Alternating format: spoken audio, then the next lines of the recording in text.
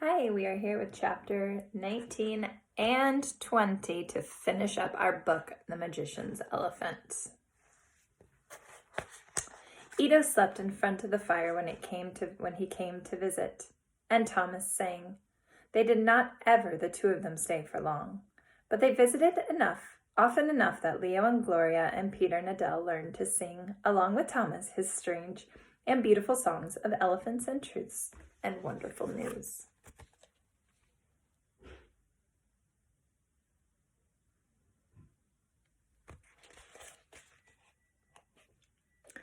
Often when they were singing, there came from the attic apartment a knocking sound. It was usually Adele who went up the stairs to ask Vilna Lutz what it was he wanted. He could never answer her properly. He could only say that he was cold and that he would like for the window to be closed. Sometimes when he was in the grips of a particularly high fever, he would allow Adele to sit beside him and hold his hand. "We must outflank the enemy," he would shout. "Where, oh, where is my foot?" And then in despair he would say, "I cannot take her, truly I cannot, she is too small." "Shh," said Adele, there. She would wait until the old soldier fell asleep, and then she would go back down the stairs to where Gloria and Leo and her brother were waiting for her. And when she walked into the room, it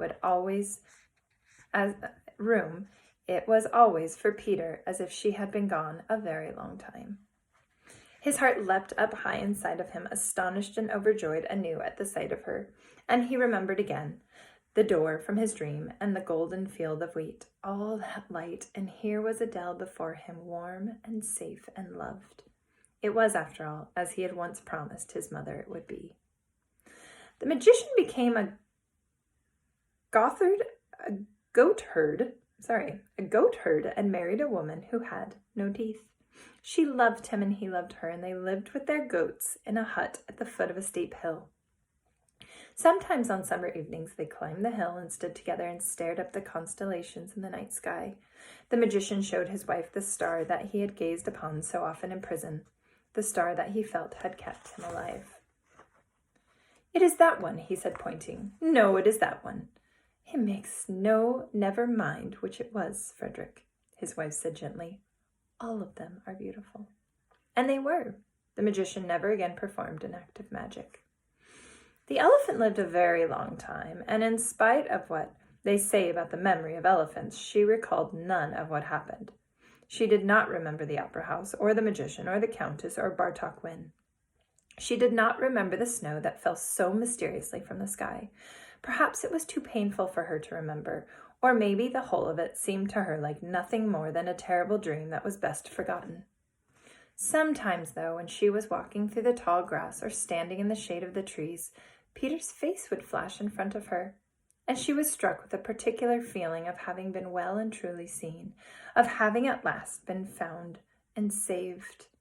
And then the elephant was grateful, although she did not know to whom and could not think why. And as the elephant forgot the city of Baltis and its inhabitants, so they too forgot her. Her disappearance caused a stir and then was forgotten. She became to them a strange and unbelievable notion that faded with time. Soon no one spoke of her miraculous appearance or her inexplicable disappearance.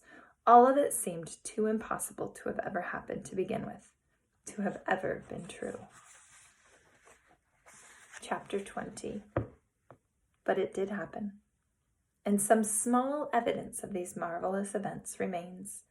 High atop the city's most magnificent cathedral, hidden among the glowering and resentful gargoyles, there is a carving of an elephant being led by a boy.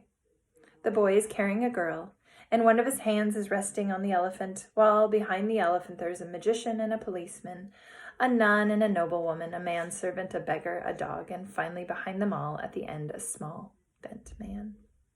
Each person has a hold of the other. Each one is connected to the one before him, and each of them is looking forward, their heads held in such an angle that it seems as if they are looking into a bright light.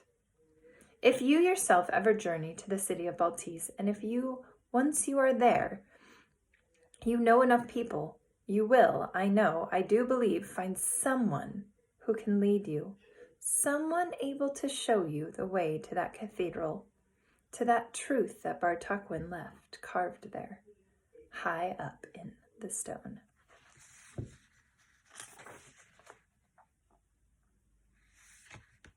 And that is the end of The Magician's Elephant. I hope you enjoyed it.